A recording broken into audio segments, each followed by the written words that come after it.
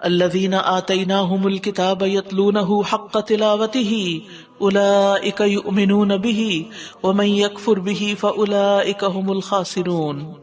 جن لوگوں کو ہم نے کتاب دی وہ اس کی تلاوت کرتے ہیں جیسا کہ اس کی تلاوت کرنے کا حق ہے، یہی لوگ اس پر ایمان رکھتے ہیں، اور جو اس کا انکار کرتے ہیں دراصل وہی لوگ خسارہ پانے والے ہیں. الذین، وہ لوگ، اس سے مراد اہل کتاب بھی ہیں اور اس سے مراد مسلمان بھی ہو سکتے ہیں. آتیناہم الکتاب، جنہیں ہم نے الکتاب دی یعنی قرآن دیا. یتلونہ، یتلونہ کے دو معنی ہیں، ایک ہے تلا یتلو تلون، فالو کرنا، پیچھے جانا، اور دوسرا ہے تلا یتلو تلاوتن یعنی پڑھنا.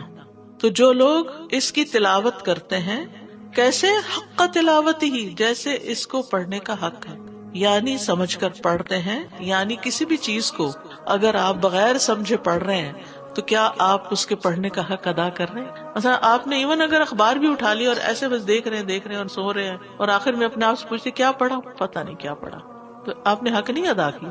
ٹیکسٹ بک لے لیں، ایگزام کی تیاری لے لیں، کسی بھی چیز کو اگر آپ سمجھے بغیر پڑھ رہے ہیں تو وہ پڑھنا شمار نہیں ہوتا.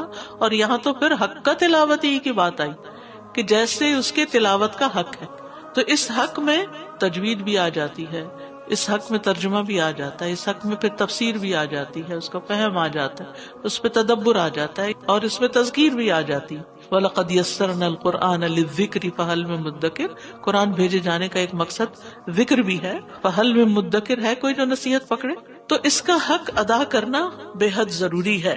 کیوں ضروری ہے؟ اولئک یؤمنون بہ، جو اس کتاب کا حق ادا کر رہے ہیں یہی لوگ دراصل اس پر ایمان لاتے ہیں، یہی کتاب کو مانتے ہیں، انہی کا ایمان ویلڈ ہے. ورنہ صرف زبانی دعویٰ کر لینا کہ آمنت باللہ و ملائکتی و کتبی، و اس کی کتابوں کو مانتا ہوں، تو یہ خالی دعویٰ کافی نہیں. اب یہ کہ حق کا تلاوت ہی میں یہ بھی معنی کیا گیا ہے کہ خوب توجہ اور غور سے پڑھتے ہیں. جب جنت کا ذکر آتا ہے تو جنت کا سوال کرتے ہیں، اور جہاں جہنم کا ذکر آتا ہے تو اس سے پناہ مانگتے ہیں. اس کے حلال کو حلال اور حرام کو حرام سمجھتے ہیں، اور اس میں تحریف نہیں کرتے جیسے پچھلے لوگوں نے کی، یعنی مطلب نہیں بدلتے، اپنے منمانے مطلب اس میں داخل نہیں کرتے، اپنی خواہشات کے مطابق اس کی انٹرپریٹیشن نہیں کرتے. تیسری چیز، جو کچھ اس میں لکھا ہوا ہے لوگوں کو بتاتے ہیں، ان سے چھپاتے نہیں، یعنی ان کو واضح کرتے ہیں کہ کیا لکھا ہے اس میں، یعنی اس کی تعلیم دیتے ہیں. نمبر 4، اس کی محکم باتوں پر عمل کرتے ہیں اور متشابہات سے بچتے ہیں، یعنی جو باتیں اس کی سمجھ نہیں آتی ان کو علماء سے حل کرواتے ہیں.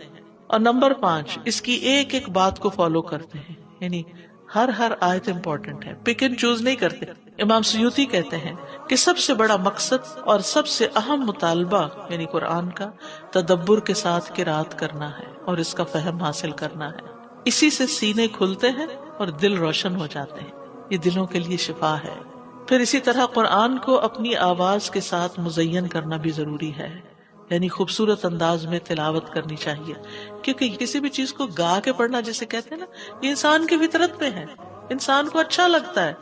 تو پھر جب قرآن کو چھوڑ دیتا تو پھر اور چیزوں کے پیچھے لگ جاتا، اور چیزوں کو گا گا کے پیٹ بھرتا جائے. جو اصل کھانا نہیں کھاتے پھر وہ جنک فوڈ سے پیٹ بھرتے ہیں. حدیث میں بھی آتا ہے نا، زینوا القرآن باصواتکم، اپنی آوازوں کے ساتھ قرآن کو مزین کرو، یعنی خوبصورت پڑھو، اور پھر جو پڑھتا ہے اس کے لیے ثواب ہی ثواب ہے.